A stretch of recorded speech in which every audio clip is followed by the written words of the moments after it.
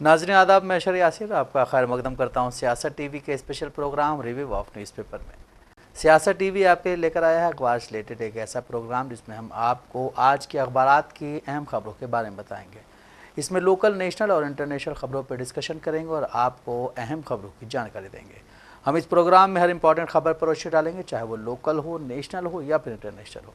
इस प्रोग्राम में हर खबर की तह तक जाएंगे, क्योंकि कुछ खबरें अखबार की सिर्फ सुर्खियां बनकर रह जाती हैं या फिर टीवी में उनको 2 मिनट का ही वक्त मिल पाता है, लेकिन हम आपको उन खबरों के बारे में तफसील से बताएंगे।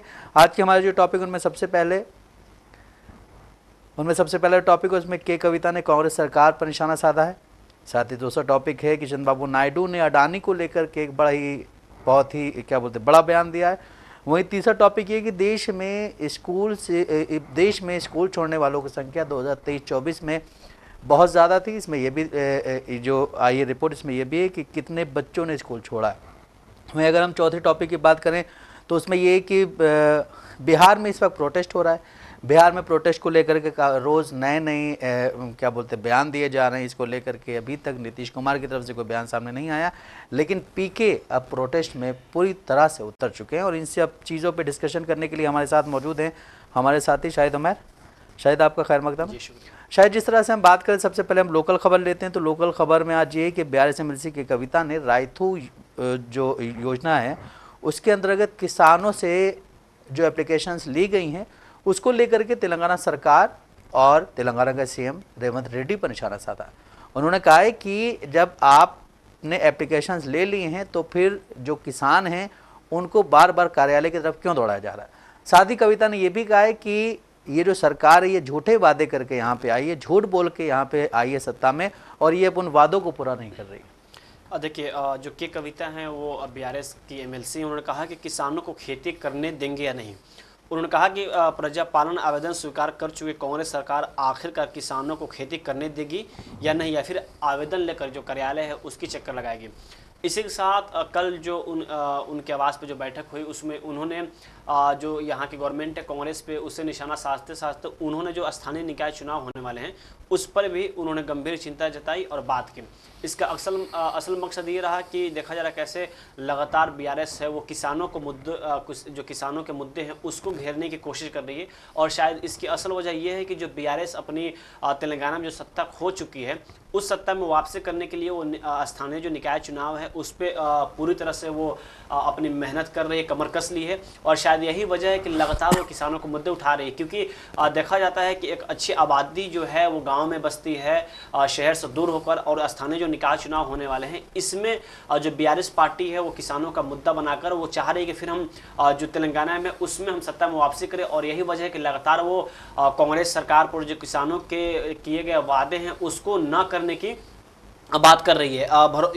इसी के साथ जो कि इन्होंने कहा है कि कविता की जो यहाँ की कांग्रेस सरकार है उसके 1 साल पूरे हो गए, इसके बावजूद जो रायतु भरोसा योजना है अमल में नहीं लाई गई है, बल्कि इसे क्रांति पूर्व में लागू करने का सरकार ने जो घोषणा की थी, मतलब जो देखा गया जो यहाँ पे इलेक्शन हुए थे उसमें 6 गारंटी पे कांग्रेस सरकार बनाने की बात की थी, लेकिन जो BRS है वो लगातार इस मुद्दे को घेरने की कोशिश कर रही है। और जो स्थानीय निकाय चुनाव है उस पर खुद इन्होंने कहा है कि इस पर जो स्थानीय निकाय चुनाव होने वाले हैं इस पर हमें कमर कसने की ज़रूरत है और इसको गंभीरता से लेते हुए इस पर चुनाव लड़ने की ज़रूरत है। तो देखा जा रहा है कि जिस तरह से जो कविता हैं जो अभी बयानबाजी की है इस पे पूरी जो फोकस है वो स्थानीय निकाय चुनाव पे है। बिल्कुल सही बात है। स्थानीय निकाय चुनाव को लेकर के यहाँ पे देखा जा रहा है बीजेपी भी अपनी तैयारियां कर रही है, BRS भी अपनी तैयारी कर रही है और कांग्रेस जो सत्ता में है वो भी अपनी तैयारी कर रही है। इसी बीच अगर एक खबर और देखें हम यहाँ से सटे हुए जो राज्य है उसकी, तमिलनाडु में पावर डिस्ट्रीब्यूशन कॉरपोरेशन ने अडानी एनर्जी सॉल्यूशन लिमिटेड से स्मार्ट मीटर खरीदने के लिए जारी टेंडर को कैंसिल कर दिया है, जिसके बाद आंध्र प्रदेश के CM चंद्रबाबू नायडू से कार्रवाई करने को लेकर सवाल किए जा रहे थे। इस पर उन्होंने कहा है कि जब तक पुख्ता सबूत नहीं मिल जाते हैं हम कंपनी को दिए कॉन्ट्रैक्ट से हाथ पीछे नहीं खींच सकते, यानी हम कैंसिल नहीं कर सकते हैं। CM ने कहा है कि राज्य सरकार तब तक कॉन्ट्रैक्ट को कैंसिल नहीं कर सकती है जब तक अनियमितताओं के पर्याप्त सबूत न मिल जाएं।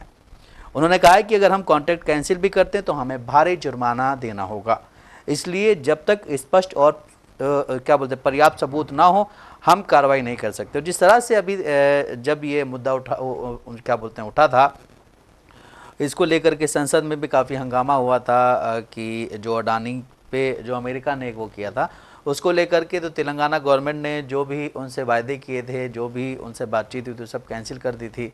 वहीं तमिलनाडु में भी अब कैंसिल कर दी गई सारी बातें। लेकिन अभी आंध्र प्रदेश के सीएम चंद्रबाबू नायडू, जो कि वहाँ पे एनडीए की सरकार है, तो उन्होंने कहा है कि जब तक इस पे पुख्ता सबूत नहीं मिल जाते हैं, जो भी चीज़ें गड़बड़ी हुई हैं, जो भी चीज़ें हुई हैं, हम कॉन्ट्रैक्ट कैंसिल नहीं कर सकते। उसके पीछे रीज़न ये भी है कि अगर हम अभी कॉन्ट्रैक्ट कैंसिल करते हैं तो हमें एक भारी जुर्माना अदा करना होगा, जो कि कहीं ना कहीं देखा जाए तो जनता का ही पैसा जाएगा उसमें। हाँ देखिए, जो चंद्रबाबू नायडू की बात है वो अभी एनडीए में सहयोगी दल हैं, इसीलिए शायद वो ऐसी बयानबाजी कर रहे हैं। अगर आज भी हम आंकड़ों की बात करें तो कई ऐसे लोग जेल में बंद थे जिन पर सिर्फ आरोप लगा है कि ये मुजरिम है और उनको अभी भी जेलों में रखा गया है 4 साल 5 साल, यहाँ तक कि 10-10 साल हो जा रहे हैं, लेकिन किसी की सुनवाई नहीं हो रही है और इंसान सबूत देने के पीछे लगा हुआ है कि हम निर्दोष हैं। लेकिन यहाँ पे देखिए, अगर जिस तरह से अमेरिका ने उन पर आरोप लगाया, उसके बाद से हम अगर तेलंगाना की बात करें तो यहाँ पे बीआरएस ने खुद कांग्रेस पे कई तरह के एलिगेशन लगाए कि आप उनके साथ मुआहदा किए हुए हैं। लेकिन देखा गया कि उन पे एलिगेशन लगने के बाद तुरंत जो कॉन्ट्रैक्ट थे तेलंगाना गवर्नमेंट ने उनसे कैंसिल कर दिया। लेकिन वही चंद्रबाबू नायडू की जो बात उन्होंने कहा है कि अगर हम कॉन्ट्रैक्ट कैंसिल करते हैं तो हमें भारी जुर्माना देना पड़ेगा।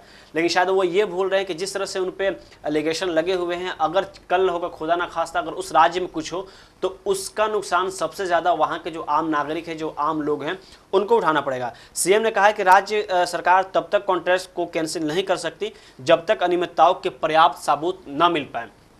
तो आप देख रहे हैं कि किस तरह से एक तरफ हम यही पड़ोसी राज्य तेलंगाना की बात करें तो यहाँ पे वही बीआरएस गवर्नमेंट, बीआरएस जो पार्टी है वो लगातार कांग्रेस को घेरने की कोशिश कर रही है। लेकिन वही दूसरी तरफ सहयोगी दल है जो आंध्र प्रदेश में सीएम चंद्रबाबू नायडू हैं, वो लगातार यही दावा करें कि जब तक साक्ष्य पूरी तरह से नहीं मिल पाएगा तब तक हम कॉन्ट्रैक्ट कैंसिल नहीं करेंगे। और उनको सबसे ज़्यादा डर इस बात का है कि अगर हम कॉन्ट्रैक्ट कैंसिल कर दिए तो इसमें भारी जो जुर्माना है वो हमें खुद चुकाना पड़ेगा। तो अभी अमेरिका ने जिस तरह से अडानी पे एलिगेशन लगाया, उसके बाद से देखा गया संसद में काफ़ी मुद्दा गरमाया। हम यहाँ पे विधानसभा की बात करें तेलंगाना में तो यहाँ पर भी काफ़ी मुद्दा गरमाता हुआ दिखा। लेकिन जिस तरह से विपक्ष है वो लगातार आरोप लगाती है कि अडानी बीजेपी के साथ, या फिर कह लें मोदी और अडानी भाई भाई। और अभी जिस तरह से ये आंध्र प्रदेश के सीएम चंद्रबाबू नायडू की जो बयान सामने है, सो साफ तौर पर ये झलक रहा है कि सच में ऐसी कोई बातें हैं जिस तरह से लगातार जो एनडीए है वो अडानी को बचाने की पूरी तरह से कोशिश कर रही है। बिल्कुल सही बात है। जिस तरह से जब ये इल्ज़ाम लगे थे तो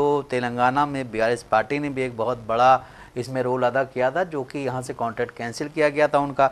इसको लेकर के भी काफ़ी सारे कयास लगाए जा रहे थे कि अब इसमें आगे क्या होगा, गिरफ्तारी होगी या क्या होगा।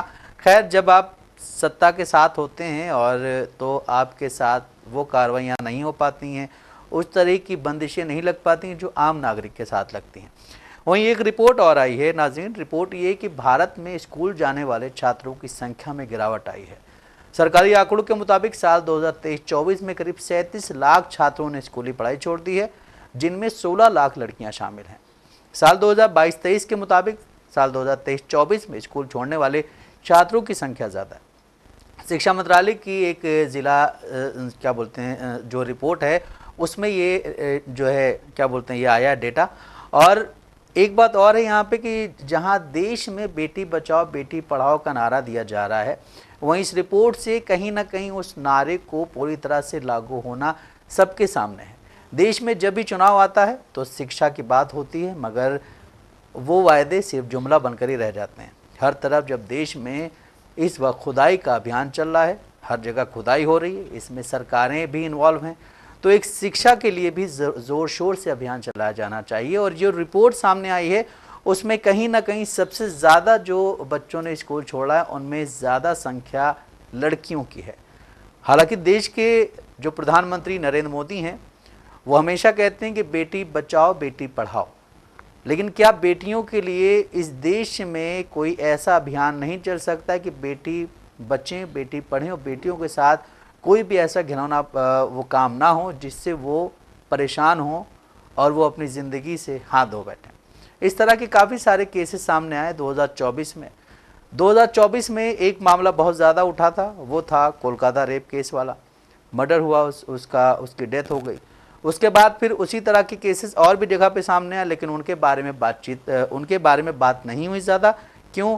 क्योंकि वहाँ पे कहीं ना कहीं एनडीए या बीजेपी की गवर्नमेंट थी। जिस तरह से यूपी में केसेस सामने आए, जिस तरह से हम देख सकते हैं महाराष्ट्र में केस सामने आया था, वहीं और भी कई ऐसी जगह ये सामने आई हैं चीज़ें, लेकिन उनके बारे में बात नहीं हुई। सिर्फ एक चीज़ के बारे में बात हुई है कि कोलकाता में जो रेप केस हुआ है उस पर देश के प्रधानमंत्री, देश के गृह मंत्री, देश के राष्ट्रपति, देश के उपराष्ट्रपति और दीगर जितने भी बीजेपी के बड़े बड़े लीडर्स हैं उन सब ने इस पे अपना बयान दिया। एक तरफ हम कहते हैं कि बेटी बचाओ बेटी पढ़ाओ, लेकिन दूसरी तरफ जब बेटी बचती है, बेटी पढ़ती है और वो आगे बढ़ती है, उसके बाद वो कहीं जॉब करती तो उसके साथ इस तरह की हरकतें सामने आती हैं, जिससे कहीं ना कहीं अभी भी जो गांव हैं, जो लोग कम पढ़े लिखे हैं, उनमें ये डर सताता है कि हम बाहर भेजेंगे तो कुछ ऐसा ना हो जाए जिससे हमारी पूरी फैमिली जो है वो क्या बोलते हैं, मुंह दिखाने लायक ना रहे।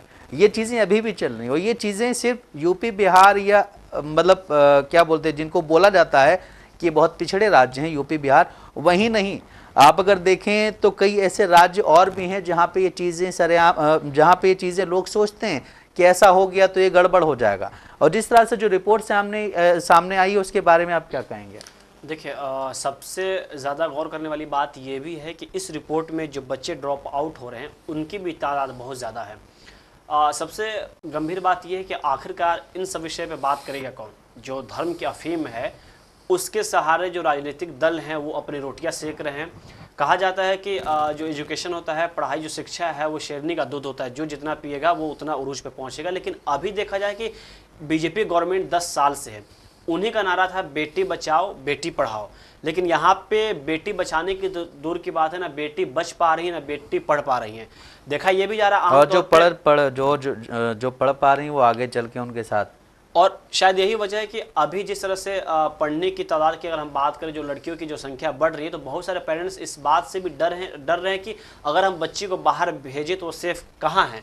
हम देखते हैं कि लगातार कैसे कोटा से जो तस्वीरें सामने आती है, कैसे वहाँ पे बच्चे सुसाइड कर रहे हैं, यहाँ तक कि बहुत बड़ी संख्या में जो बच्चे हैं वो बच्चे ड्रॉप आउट कर रहे हैं। अगर हम आंकड़ों की बात करें तो इसमें कहा गया है कि 2022-23 में जो छात्राओं की संख्या थी वो 25.17 करोड़ थी, जो 2023-24 की तुलना में वो घटकर 24.80 करोड़ हो गई है। तो आप देख रहे हैं कैसे जो आंकड़े हैं, जो बच्चों की जो संख्या वो लगातार 22-23 में ज़्यादा थी, लेकिन 23-24 में उनकी बच्चों की जो संख्या है वो कम हो गई है। वही अगर हम छात्राओं की बात करें तो छात्राओं की संख्या 16 लाख और छात्रों की संख्या 21 लाख की गिरावट आई है। आप देख रहे जो छात्राओं हैं वो 16 लाख कम हुई है, वही अगर हम छात्रा की बात कर रहे हैं तो उनमें जो रिपोर्ट आई है वो 21 लाख की गिरावट आई है। इसी साथ अगर हम बात करें तो ये इस रिपोर्ट के मुताबिक कहा गया कि देश में 14.72 लाख स्कूल हैं जिनमें 98 लाख टीचर पढ़ाते हैं। प्री फाउंडेशन लेवल पर 49%, मिडिल स्तर पर 25% और सेकेंडरी लेवल पर 26% स्टूडेंट का नामांकन है। राष्ट्रीय स्तर पर गर्ल्स स्टूडेंट्स की संख्या 48.1% है। भारत में 91% से अधिक स्कूलों में बिजली और टॉयलेट जैसी बुनियादी सुविधाएं तो हैं, लेकिन गौर करने वाली बात है कि वही कंप्यूटर, इंटरनेट जैसी सुविधाएं अभी भी बहुत सारे स्कूल में मौजूद नहीं है। तो इसको लेकर भी काफ़ी समस्याएं आ रही हैं, बच्चों की काफ़ी शिकायत भी होती है। और बात यह भी कि जिस स्कूल में अगर कंप्यूटर या इंटरनेट आपको दिखेंगे भी तो वो सिर्फ खाना पूर्ति के लिए रखा जाता है, कागजी कार्रवाई के लिए होता है, लेकिन सच में बुनियादी तौर पे जो बच्चों की सहूलियत के लिए वहाँ गवर्नमेंट दे रही है उसको वहाँ पे यूज नहीं किया जाता है। इसी के साथ अगर हम बात करें आगे की किस तरह से यहाँ पे जो बच्चे ड्रॉप आउट हो रहे हैं, तो इसमें सबसे ज़्यादा संख्या बिहार की है कि सेकेंडरी लेवल पर बिहार में 20.86% बच्चे ड्रॉप आउट हो रहे हैं। तो देख रहे हैं कैसे जो एजुकेशन के मामले में जो लगातार इसका स्तर गिरते जा रहे हैं, काफ़ी गौर करने वाली और चिंता का विषय है। लेकिन जिस तरह से अभी जो राजनीतिक पॉलिटिकल पार्टियां हैं वो इससे परे जो अभी धर्म की जो अफीम है, जो लोगों में धर्म की अफीम पूरी तरह से फैला दी गई है, तो आखिर इन विषय पर और इन सब मुद्दों पर बात करेगा कौन? बिल्कुल, जिस तरह से इस देश में क्या हर जगह पे पढ़ाई को लेकर के एक बड़ा ही वो दिया जाता है कि हर इंसान पढ़े, और अगर वो पढ़ेगा तो कहीं ना कहीं वो अपने हिसाब से चीज़ों को चूज़ कर सकता है। वो ये चूज़ कर सकता है कि हमें वोट किसे देना है, वो ये चूज़ कर सकता है कि हमें आगे क्या करना है। लेकिन जब वो पढ़ेगा नहीं तो उसके साथ क्या होगा ये उसे भी नहीं पता। जिस तरह भेड़ चाल जा रही होगी, सारे लोग एक जगह जा रहे हैं तो वो भी वहीं चला जाएगा। और देश में जिस तरह से जुमलेबाजियाँ होती हैं पढ़ाई को लेकर के, शिक्षा को लेकर के, स्वास्थ्य को लेकर के, एक रिपोर्ट और आई थी कि देश में कई ऐसे मिड डे मील दिए जाते हैं कई स्कूलों में जहाँ पे वो खाने लायक नहीं होते हैं, उनमें कीड़े होते हैं, उनको बनाने वाले सही नहीं होते हैं, वो सही बनता नहीं, जो बच्चे खा करके बीमार हो जाते हैं। और कई ऐसे स्कूल्स और भी हैं जहाँ पे टॉयलेट की सुविधा नहीं है, बच्चे अभी भी स्कूल के पीछे खेत में जाते हैं, टीचर्स भी वहीं जा रहे हैं, क्योंकि परेशानी सबके लिए है, सिर्फ बच्चों के लिए ही नहीं है, सबके लिए परेशानी है। देश में कई जगह ऐसी अभी भी हैं जहाँ पे लोग स्कूल जाने के लिए नदी पार करके जाते हैं, नहर को पार करके स्कूल जाते हैं, वहाँ पे कोई पुल नहीं बन पाता। इन सब चीज़ों पे देश में चर्चा नहीं होती है। देश में ऐसी चीज़ों पे चर्चा होती है जिससे कहीं ना कहीं संसद की कार्रवाई भंग हो। जिस तरह से अभी हमने देखा संसद चल रहा था, संसद में कई मुद्दे उठाए गए, लेकिन वहीं महंगाई, शिक्षा, स्वास्थ्य और जो बेरोज़गारी है, इन सब चीज़ों पे बात नहीं होती है। इन सब चीज़ों पे बात जब भी होती है जब इलेक्शन आपके सर पर होता है। उस वक्त सबको नज़र आता है कि महंगाई बहुत बढ़ रही है, फ़्लाइट का टिकट बहुत महंगा हो रहा है। आप देखिए कि ट्रेन, देश में इतनी सारी ट्रेन चल रही हैं, और जिस तरह से अभी वंदे भारत लाई गई है, वंदे भारत में हर इंसान सफ़र नहीं कर सकता है। जो मिडिल क्लास है या जो लेबर क्लास है वो सफ़र नहीं कर सकता है। लेकिन आपने वंदे भारत ट्रेन बढ़ाई हैं, बट जो और ट्रेनें चलती हैं उसमें आप जनरल बोगियां कम करते जा रहे हैं, उसके लिए आप रिस्ट्रिक्शंस लाते जा रहे हैं। आप अगर बात करें स्लीपर की या फिर एसी की, उसमें भी कहीं ना कहीं कुछ ऐसी चीज़ें हो रही हैं कि भाई आप जा रहे हैं, आपकी सीट पर कोई और बैठा हुआ है। ये सब चीज़ें चल रही, इस पर बात नहीं करते। जिस तरह से देश के प्रधानमंत्री नरेंद्र मोदी जी जब सत्ता में आने वाले थे 2014 में, तो वो बात करते थे कि हम आ गए हैं, अब एक स्लीपर चप्पल पहनने वाला भी हवाई सफ़र करेगा। लेकिन आज महंगाई इतनी बढ़ गई है, टिकट इतने महंगे हो गए हैं कि सफ़र तो दूर की बात है, वो इंसान घर जाने को भी तरस जाता है। जो ये महंगाई है, इन पे बात क्यों नहीं होती है? इस तरह की शिक्षा वाली जो चीज़ें, इन पे बात नहीं होती है। अभी बिहार में इलेक्शंस आने वाले हैं, दिल्ली में इलेक्शंस आने वाले हैं, उस दौरान ये सारी चीज़ें उठेंगी। लेकिन जब इलेक्शंस ख़त्म होंगे उसके बाद ये चीज़ें एक ठंडे बस्ते में एक क्या बोलते हैं जुमला बन के रह जाएंगी। नहीं, देखिए अभी देश में ना तो हवाई सेफ है और ना ही रेल सेफ है।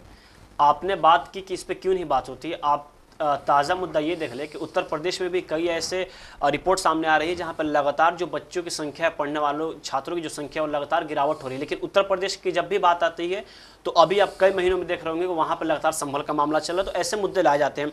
इस रिपोर्ट में जो अभी सामने है उस पर हम थोड़ा सा और गौर करेंगे कि इस रिपोर्ट में बताया गया कि बच्चे ड्रॉप आउट कैसे हो रहे हैं। इस रिपोर्ट में ये कहा गया है कि प्री पैरेटरी स्तर पर 3.7% और मिडिल स्कूल तक आते आते 5.2% बच्चे स्कूल छोड़ जाते हैं।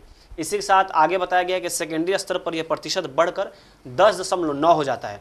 और अलग अलग कारणों से छात्र 9वीं से 12वीं तक के बीच की जो स्कूल की जो उनकी संख्या, यानी 9वीं और 12वीं के बीच में वो आते आते सबसे ज़्यादा स्कूल से बच्चे ड्रॉप आउट हो रहे हैं। तो आप देख रहे हैं कि जो 9वीं और 12वीं की जो बीच की जो क्लास की जो अगर हम बात करें तो यहाँ पे अक्सर बच्चे ये डिसाइड करते हैं कि उनको 10वीं बाद क्या करना है, 12वीं बाद क्या करना है, यानी 12th बाद। लेकिन आंकड़ों में ये बताया गया है कि सबसे ज़्यादा बच्चे 9वीं और 12वीं के बीच में आते आते बच्चे ड्रॉप आउट कर जाते हैं।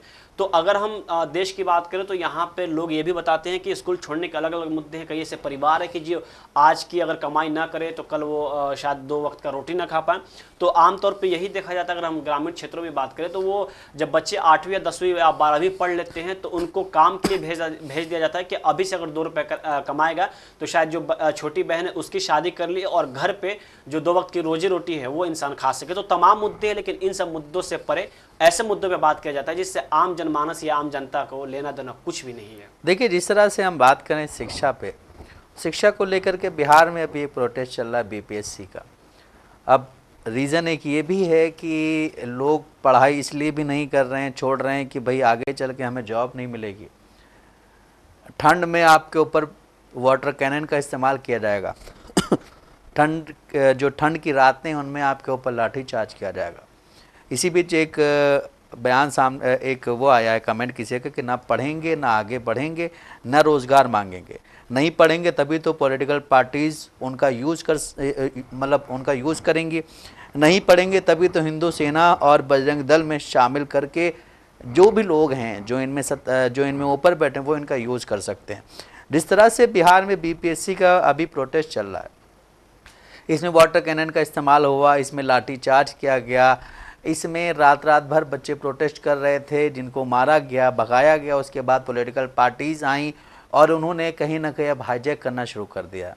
इसी हाईजैक करने को लेकर के अब ये खबर ये सामने आई है कि पीके जो हैं वो अब इसको लेकर के अनशन पे बैठ गए हैं और उन्होंने कहा है कि हर चीज़ में पॉलिटिक्स नहीं होती। अगर कोई कहता है कि पॉलिटिक्स हो रही तो हाँ ठीक है, हम यहाँ पे राजनीति करने के लिए आए हैं।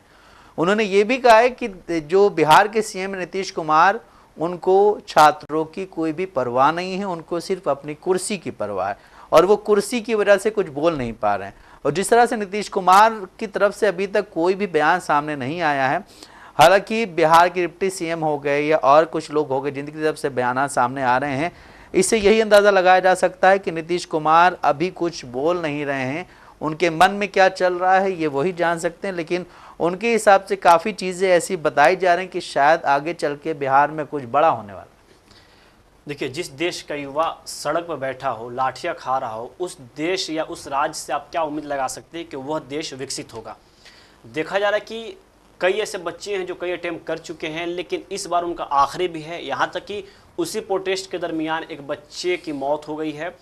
तमाम तरह की चीज़ें हैं, लेकिन इन्हीं सबों के बीच पॉलिटिकल पार्टियां हैं वो भी अपनी रोटी सेकने से पीछे बिल्कुल नहीं हट रही हैं।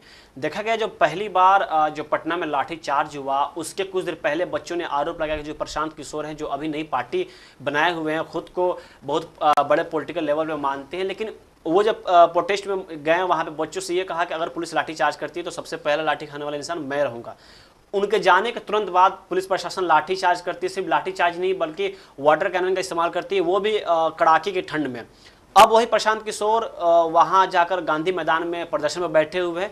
तो ये कह ले कि प्रशांत जो किशोर है वो अपनी फेस को चमकाने के लिए या फिर जो गलती हुई है उस गलती को दोहराने के लिए, या फिर जो विपक्ष उन पर आरोप ये लगा रहा है वो बीजेपी के बी टीम बनकर काम कर रहे हैं, तो इन सभी चीज़ों पर पर्दा डालने के लिए वो इस वक्त अनशन पे बैठे हुए हैं। हालांकि वहाँ पर जो सिटी पुलिस है उन्होंने उनका दावा ये है कि उन्होंने नोटिस दिया है कि आप गर्दनीबाद जो स्थान मुहैया कराया गया वहाँ पे आप जाकर प्रोटेस्ट करें, गांधी मैदान में न करें। लेकिन बिहार की अगर हम तस्वीर की बात करें, बिहार की राजनीति की बात करें, तो देखा जा रहा है कि कैसे लगातार बच्चे 2 सप्ताह होने वाले हैं, 2 सप्ताह से शायद ज़्यादा हो रहे हैं, बच्चे लगातार वहाँ पे प्रदर्शन कर रहे हैं, लेकिन अभी तक सूबे के मुख्यमंत्री नीतीश कुमार का कोई भी इस पर आधिकारिक बयान नहीं आया। हालांकि उनके बचाव में जेडीयू के जो प्रवक्ता है वो आ रहे हैं, बीजेपी के जो लोग हैं वो आ रहे हैं, और जो विपक्ष भी आए हुए हैं, डिप्टी सीएम भी आए हुए, जो विपक्ष है वो आ रहे हैं। लेकिन अभी तक नीतीश कुमार की चुप्पी पे कई तरह के सवाल खड़े हो रहे हैं। लेकिन सवाल ये भी कि क्या इन बच्चों की आड़ में बिहार की जितनी राजनीतिक पॉलिटिकल पार्टी है वो सभी अपनी राजनीतिक रोटियां सेकने के पीछे लगी हुई है। बिल्कुल, जिस तरह से हमने पहले देखा कि पीके आए थे, प्रोटेस्ट जहाँ पे हो रहे थे, जहाँ पे बच्चे कर रहे थे, उनके जस्ट जाने के बाद ही वहाँ पे लाठी चार्ज हो गया। इस पे भी पप्पू यादव ने भी कमेंट किया था, इस पे तेजस्वी यादव ने भी कमेंट किया था। पप्पू यादव ने कहा था कि एक आए थे जिनके आने के बाद यहाँ पे काफ़ी सारी चीज़ें हुई। हालांकि पीके की जो टोन थी उस दौरान बात करने की, उस पर भी काफ़ी बहस हुई थी कि पीके ने जिस टोन में बात की, हमने तुम्हें कंबल दिया है तो तुम ये करोगे, वो बहुत सारी चीज़ें हुई थी। लेकिन उसके बाद जब ये सारी चीज़ें आई मीडिया में, तो उसके बाद ही पीके ने एक प्रेस कॉन्फ्रेंस की। उस प्रेस कॉन्फ्रेंस के ज़रिए उन्होंने ये बताने की कोशिश की कि नहीं भाई, हम जो हैं छात्रों के साथ हैं और हम वहाँ पर राजनीति करने नहीं गए थे। लेकिन अभी कल ही जब वो रात में पहुँचे तो उन्होंने ये बयान दिया है कि हम, अगर कोई कहता है हम राजनीति करने आए तो हम राजनीति करने आए। लेकिन जिस तरह से बिहार में अभी जो हालात हैं, बिहार में बच्चे प्रोटेस्ट कर रहे हैं, ठंड हो रही है, उन पर लाठीचार्ज किया जा रहा है, उन पर पानी का इस्तेमाल किया जा रहा है, पानी की बौछार करके उन्हें भगाने की कोशिश की जा रही है। यही हमने देखा था कि जब देश का किसान दिल्ली में प्रोटेस्ट कर रहा था, उसके साथ भी यही हुआ था। जहाँ पे भी आप प्रोटेस्ट करेंगे आपके साथ यही होगा। लेकिन बात ये होती, जहाँ पे बीजेपी की गवर्नमेंट होती या एनडीए की गवर्नमेंट होती, वहाँ पे अगर आप इस तरह से प्रोटेस्ट कर रहे होते हैं तो आपको पानी का इस्तेमाल भी किया जाएगा और वहाँ पे लाठीचार्ज भी किया जाएगा। लेकिन कहीं अगर विपक्ष में किसी की सरकार है, चाहे वो ममता बनर्जी की हो या कांग्रेस पार्टी की सरकार हो या फिर केरल में सरकार हो, वहाँ पे अगर ऐसा हो रहा होता है तो वहाँ पे ज़्यादा फिर देश के प्रधानमंत्री का भी ट्वीट आता है, देश के गृह मंत्री का भी ट्वीट आता है, और जितने भी प्रवक्ता हैं, जितने भी देश में बीजेपी के या एनडीए के मुख्यमंत्री हैं, उन सब के ट्वीट आते हैं। लेकिन बिहार पे अभी तक किसी ने कुछ नहीं बोला है। बिहार के एक लीडर है जो अपने आप को युवा लीडर बोलते हैं, चिराग पासवान, उनका अभी तक कोई बयान सामने नहीं आया, वो नज़र भी नहीं आ रहे हैं। जिस तरह से चीज़ें चल रही हैं बिहार में, जो ये रिपोर्ट आई है कि साल 2023-24 में कितने लोगों ने 37 लाख बच्चों ने स्कूली पढ़ाई छोड़ी, उनमें सबसे ज़्यादा उसमें जो है 16 लाख लड़कियां शामिल हैं। तो उसका रीज़न एक ये भी है कि जब देश में आप पढ़ेंगे, आप बढ़ना चाहेंगे, आप अपनी फैमिली का नाम आगे बढ़ाना चाहेंगे, आप कुछ करने की क्या बोलते जिज्ञासा लेकर के आगे बढ़ेंगे, आप पढ़ाई करेंगे, उसके साथ आप जॉब भी कर रहे हैं कि हमारे घर का भी खर्चा चलता रहे और हम पढ़ाई भी कर रहे हैं, लेकिन जब ये सारी चीज़ें सामने आती तो फिर कौन पढ़ेगा। इसी वजह से बच्चे ड्रॉप आउट करते हैं, वो किसी काम में लग जाते हैं कि जब हम काम करेंगे तो आगे चल के हमें इसमें ज़्यादा हुनर आ जाएगा तो हमें ज़्यादा पैसा मिलेगा। नहीं देखिए, जब प्रोटेस्ट की बात होती है तो आखिरकार ये पहली बार नहीं है कि जो बिहार में ऐसे लाठी चार्ज किए गए हैं, वो भी उन युवाओं की जो कल होकर वर्दी पहनते इस देश के लिए, इस राज्य के लिए वो अपनी कुर्बानी देते हैं, इसके लिए काम करते हैं। आपने देखा कि दिल्ली में कैसे इंटरनेशनल लेवल के जो खिलाड़ी हैं वो दिल्ली के जंतर मंतर पर प्रोटेस्ट की।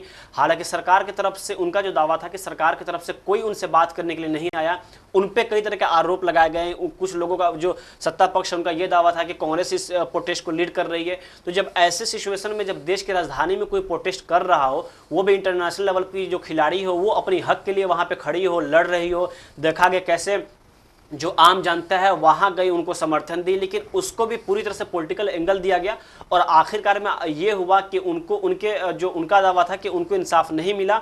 बाद में उन्होंने हार पास कर पॉलिटिक्स ज्वाइन कर ली। तो आप देख सकते हैं कि देश में कैसे जो पॉलिटिकल पार्टियां हैं वो अब उनके खिलाफ आवाज़ कोई ना उठाए। तो उसके लिए भी अगर आप प्रोटेस्ट करते तो आपको एक चिन्हित जगह देनी चाहिए, गवर्नमेंट दे रही है। उसके बाद भी अगर आप ज़्यादा शोरगुल करते हैं, पुलिस अपनी लाठियां बरसाती है, तो इसके कई सारे उदाहरण आप देख सकते हैं। तो कोई बिहार ऐसी पहली राज्य नहीं है वहाँ पे लाठियां बरसाई जा रही है। मध्य प्रदेश में भी देखा गया, और भी कई ऐसे राज्य है जहाँ पे देखा जा रहा है कि जो बच्चे हैं या जो लोग प्रोटेस्ट कर रहे हैं उन पे वहाँ की पुलिस प्रशासन है जो लाठियां बरसा रही है। और इसका जीता जागता सबूत है या फिर कह लो उदाहरण आप दिल्ली में देख सकते हैं कि जिस तरह से विनेश फोगाट जो पहलवान थे, उन्होंने देश का नाम रोशन किया है, और उनके साथ जब ऐसी बर्बरता की गई तो आप समझ सकते हैं कि देश में इसलिए कहा जा रहा है कि जब देश का युवा अगर रोड पे बैठे, अगर देश का युवा सड़क पे बैठे तो वो देश क्या ही तरक्की कर सकता है कि जब उस देश में उन युवाओं की ना सुनी जाए। बिल्कुल सही बात है। इस देश में इस सरकार को ये पता है और इस सरकार की आदत हो गई है कि अगर कोई हमसे अपना हक मांगने आएगा तो हम उसको इसी तरह खदेड़ेंगे, उसके बाद उसकी मर्जी है वो वोट जिसे भी दे। फिर इस तरह से कुछ बयानात भी सामने आते हैं कि मुसलमान बीजेपी को वोट नहीं देता है, मुसलमान ने हमें वोट नहीं दिया तो हम उसका काम क्यों करें। लेकिन इसी बीच ये खबर बहुत ज़्यादा वायरल हो रही जो कि नीतीश कुमार को लेकर के है कि नीतीश कुमार के दिल में अभी क्या चल रहा है, इसको लेकर के कुछ भी सामने नहीं आया है। खबर ये है कि तेजस्वी के सीएम बनने की जिद और कांग्रेस की केंद्र वाली महत्वाकांक्षा के बीच बिहार में बावेला होगा। पूरी संभावना है बिहार में माइनस आरजेडी माइनस तेजस्वी गठबंधन होगा कांग्रेस और जेडीयू का। गौर करने वाली बात यह भी है कि नीतीश ने कभी भी गठबंधन यानी इंडिया गठबंधन से कांग्रेस और राहुल गांधी के खिलाफ पलटी नहीं मारी, हमेशा वजह आरजेडी ही रही है। नीतीश को कांग्रेस से भी कभी दिक्कत नहीं रही है। यही वजह है कि नीतीश दिल्ली ताक रहे हैं। इस बार की पलटी आरजेडी नहीं कांग्रेस को तय करना है। कांग्रेस ने भी ऑफर दे दिया। बिल्कुल, कांग्रेस ने भी ऑफर दे दिया। संकेत नीतीश कांग्रेस गठबंधन के पक्ष में है। देखा गया है कि नीतीश कुमार ने अभी तक कांग्रेस को लेकर के कोई भी ऐसा बयान नहीं दिया। नीतीश कुमार ने इंडिया गठबंधन का जो साथ छोड़ा था उसमें भी चीज़ें जो सामने आई थी उसमें भी आरजेडी के बारे में ही बोला जा रहा था। बिहार में जो उन्होंने पलटी मारी उसमें भी आरजेडी को ही लेकर के बोला जा रहा है। तो अब आगे चल के ऐसा भी हो सकता है कि नीतीश कुमार जेडीयू जो वो है क्या बोलते हैं वहाँ की है पार्टियाँ जो हैं वहाँ की वो सब हट जाएं और ये कांग्रेस के साथ जाके गठबंधन करें और वहाँ से जेडीयू को बिल्कुल सीधा साइड कर दें। इसके बाद फिर इंडिया गठबंधन में चूंकि वो भी है आरजेडी भी है तो आरजेडी का फिर क्या होगा, क्योंकि अगर जेडीयू और कांग्रेस मिल जाएंगे तो इंडिया गठबंधन तो है ही है वो, लेकिन फिर आरजेडी का क्या होगा, आरजेडी हटेगी वहाँ से। नहीं, आरजेडी की बात करें तो आरजेडी को भी छोड़ना, वो चाहे कांग्रेस की बात करें या फिर नीतीश कुमार की बात करें, उनके लिए भी काफी चुनौतीपूर्ण होगी कि कहा जाता है कि आसान नहीं। यादव के जो वोटर है वो काफी हद तक लालू यादव के सपोर्टर हैं, तो ऐसे में कहना काफी मुश्किल होगा कि राजद को छोड़कर वो चाहे कांग्रेस हो या जेडीयू हो एक साथ लड़ ले। लेकिन हाँ, अगर जेडीयू और कांग्रेस एक साथ होती है तो राजद के लिए मुश्किल हो सकती है। बिल्कुल सही बात है। जिस तरह से इस देश में हालात चल रहे हैं, देश में हर तरफ खुदाई का काम चल रहा है, एक अभियान चलाया जा रहा है कि यहाँ पे मंदिर है, यहाँ पे ये है, यहाँ पे वो है।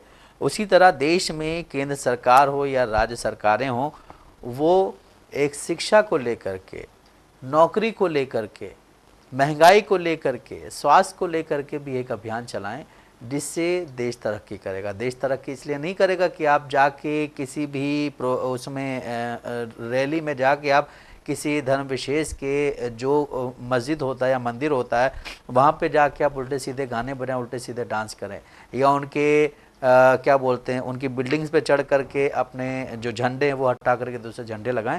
इससे देश तरक्की नहीं करेगा। देश तरक्की करेगा शिक्षा से। अगर आप शिक्षा पे काम करेंगे, आप जो लोग बेरोजगार हैं उनको रोजगार देंगे, या फिर देश में सेहत सबकी अच्छी रहेगी, देश में महंगाई कम होगी, तब देश सही होगा। वरना देश इसी तरह टूटता रहेगा। क्योंकि जब दो लोग आपस में नहीं बात करेंगे, और ये भी कहा जाता है कि आप मुसलमानों के यहाँ से ये मत खरीदिएगा, आप हिंदुओं के यहाँ से ये मत खरीदिएगा, और कुंभ के मेले में मुसलमानों की दुकानें नहीं लगेंगी।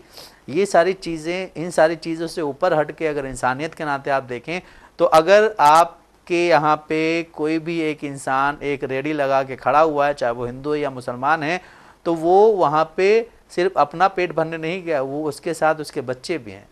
आप उनकी भी फिक्र कीजिए। हो सकता है वही बच्चे, वो जो बंदा रेली लगा के खड़ा हो वहाँ पे, वो उन बच्चों को पढ़ा रहा, वही आगे चल के कुछ अच्छा करें जो कि इस देश में बदलाव आएगा।